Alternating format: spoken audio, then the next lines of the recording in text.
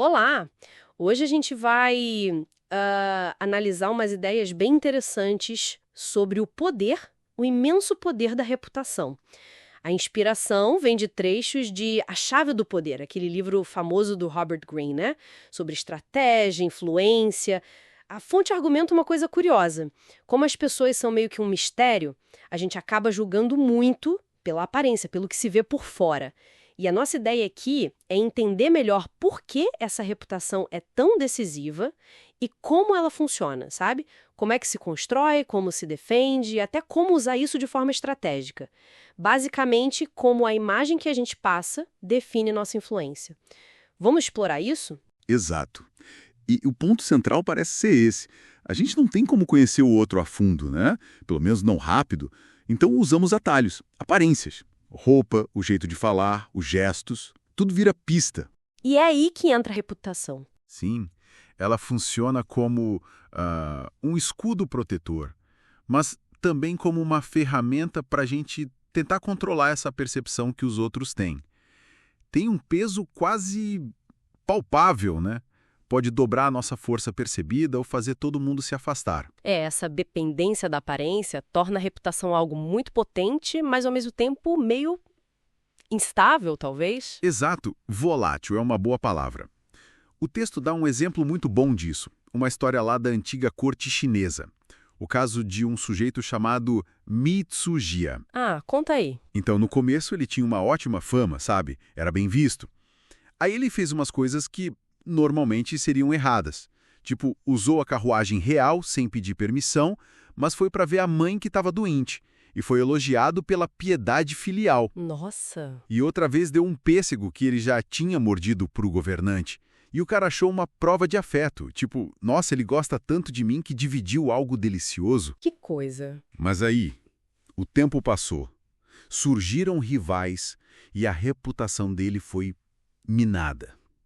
Foi manchada. E sabe o que aconteceu? Aquelas mesmas ações, a carruagem, o pêssego, foram usadas para condenar ele. Não acredito! Como assim? Viraram prova de desrespeito, de arrogância. Usar a carruagem, um absurdo. Oferecer resto de comida, um insulto. Caramba! A mesma coisa vista de um jeito totalmente oposto. Exatamente. O ponto-chave é esse. A reputação que a pessoa já tem funciona como um filtro na cabeça dos outros. A gente reinterpreta as ações para confirmar o que já sabemos sobre alguém, seja bom ou ruim. Isso é muito interessante. E levanta a questão, tá, mas como é que se constrói uma reputação forte de propósito? O texto sugere focar em uma qualidade, uma coisa marcante, e fazer ela ser conhecida. É isso? Isso. Tipo, eficiência, ou generosidade, ou talvez astúcia, escolher uma e martelar nela. O general Rommel, na Segunda Guerra, ele cultivou a fama de estrategista genial, quase invencível. Isso criava medo nos inimigos antes mesmo da batalha começar, sabe? Mesmo quando ele não tinha tantos recursos assim. Sim, a reputação precedia ele. Ou pensa no Henry Kissinger, a fama de negociador implacável, mas eficaz. Isso facilitava fechar acordos. As pessoas já esperavam aquilo dele. Vira quase um cartão de visitas, né? Exatamente. E o uso pode ser bem inesperado. Uma reputação sólida de honestidade, por exemplo, pode até facilitar uma mentira aqui e ali se for preciso. Ninguém vai desconfiar. Ah, que perigo. Pois é, ou Casanova. Ele usava a fama de sedutor para despertar curiosidade, para atrair as pessoas. A própria reputação abria as portas. Entendi. É usar a imagem a seu favor de formas criativas. Mas e quando a coisa já está feia? Se a reputação já foi para o espaço? Bom, aí a estratégia que o texto aponta é a da associação. É meio que pegar carona numa imagem boa.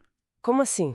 Se associar a alguém ou a alguma causa que tenha uma imagem oposta à sua e que seja positiva. O P.T. Barnum, por exemplo. Ele era visto como o promotor de espetáculos meio vulgares, né? Para limpar a barra, ele trouxe a Jenny Lind, uma cantora lírica super respeitada na Europa. Ah, para dar um ar de classe. Exato. E funcionou. Ou aqueles magnatas americanos do século XIX, os Robber Barons, com fama de exploradores. Muitos viraram grandes colecionadores de arte, filantropos. Isso ajudou a refinar a imagem pública deles. A imagem boa do associado meio que contamina positivamente a imagem ruim. Entendi. Uma limpeza por tabelas, digamos assim. Faz sentido.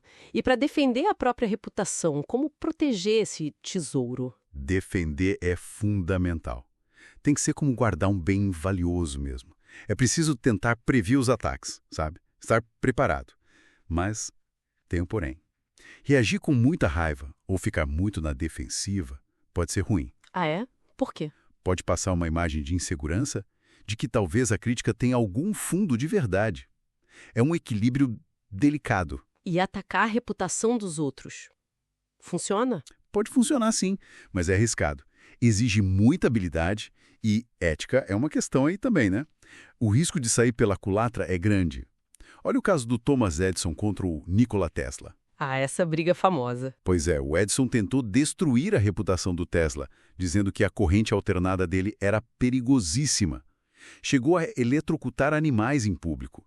Promoveu o uso na cadeira elétrica. Que horror! Foi pesado. Mas a campanha foi tão agressiva, tão vista como cruel, que no fim das contas acabou prejudicando mais a própria imagem do Edison. Ele pareceu desesperado, mesquinho. Nossa, então o tiro saiu pela culatra mesmo. Totalmente.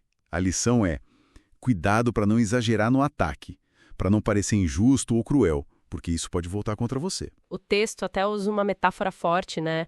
Diz que a reputação é como uma mina de diamantes e rubis. Precisa ser bem cuidada, explorada com atenção. Então, no fim das contas, o que a gente tira disso tudo? Qual a mensagem principal? Olha, acho que a grande mensagem é que a reputação é inescapável. É central na vida social, não tem como fugir. Tem uma citação no texto, do Castiglione, que diz que é sempre bom que uma boa fama chegue antes de nós. Faz sentido. E não dá para ignorar isso. Se você não cuidar da sua reputação, pode ter certeza que outros vão definir ela por você, e nem sempre do jeito que você gostaria. Até mesmo ter uma fama de difícil, como Oscar Wilde cultivava, pode ser uma forma de controle, uma reputação estratégica, se bem gerenciada. É verdade. Interessante isso. E me deixa pensando numa coisa para a gente finalizar. Se a reputação é tão baseada em percepção, em aparências, e é tão vital como a gente viu, quanto controle a gente realmente tem sobre ela hoje? Numa era em que informação e desinformação também, né? Viaja na velocidade da luz para todo canto, para todo mundo ver. Será que a natureza da reputação mudou nesse cenário digital? Fica aí a reflexão, né? Algo para a gente pensar.